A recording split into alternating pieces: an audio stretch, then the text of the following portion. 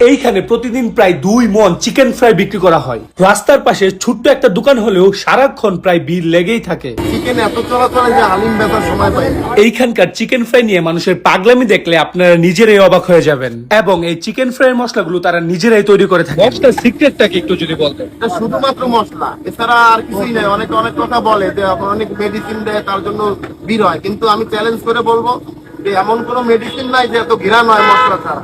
এইরকম বালতি ভর্তি চিকেন 15 থেকে 20 মিনিটের মধ্যেই শেষ হয়ে যায়। তো আমরা নিজেরা কিনে, কাঁচামালটা কিনে আমরা নিজেরা মশলাটা তৈরি করি। এখানে হচ্ছে লেগ পিসের প্রাইস 90 টাকা এবং যে বডি প্রাইস এটার প্রাইস হচ্ছে 80 টাকা। এখানে শুধুমাত্র আপনি চিকেন ফ্রাই পাবেন। 10 বছর ধরে ব্যবসা করি আমরা। 10 বছরের মধ্যে আমাদের তার আগে হালিম বিক্রি করতাম।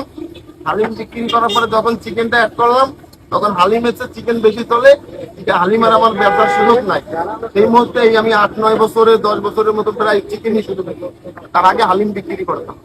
এটা হচ্ছে রান 90 টাকার, বডি 80 টাকা। 10 বছর আগে অল্প কিছু টাকা নিয়ে আমি শুরু করছিলাম, আসরের পরে। আর রাত 11টা পর্যন্ত থাকে, 11টা সাড়ে 11টা।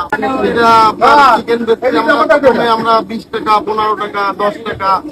তারপরে থেকে আস্তে আস্তে মুরগির দামও বাড়ছে, মশলার দাম বাড়ছে।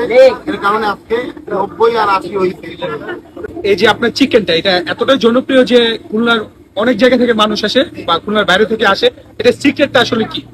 চিকেনটা দেখেন, এটা মানুষ বাজারের ভিতরে, কেনার ভিতরে, তারপর বানানোর ভিতরে অনেক ডিফারেন্স আছে। কেউ মনে করেন 10 টাকার মশলা কেনে, আর কেউ 10,000 টাকার মশলা কেনে। আবার মুরগিরও ব্যাপার আছে। আমাদের মুরগিটা ফার্মের থেকে যখন আসে, আমরা ওই পিকআপের বাজার বন্ধক নিই না। আমাদের ওই পিকআপের থেকে বেছে বেছে আমরা এটা মুরগিগুলো নিই, যেগুলো মুরগির বডি ভালো, স্বাস্থ্যবান, সেই মুরগিগুলো বেছে আমরা করি, যাতে কাস্টমারের লাভ হয়। আমাদেরও 2 পয়সা লাভ হয়, কাস্টমারেরও হয়। আর বানানোর মধ্যেও একটু কষ্ট হয়, আমাদের অনেক কষ্ট হয়, যার কারণে আমরা কাস্টমারের ঠিক মতো সার্ভিস অনেক সময় দিতে পারি না। এই দেখেন যে গরমে আমরা ভাজতেছি, ঠিক আছে, এটা অনেক কষ্ট হয়।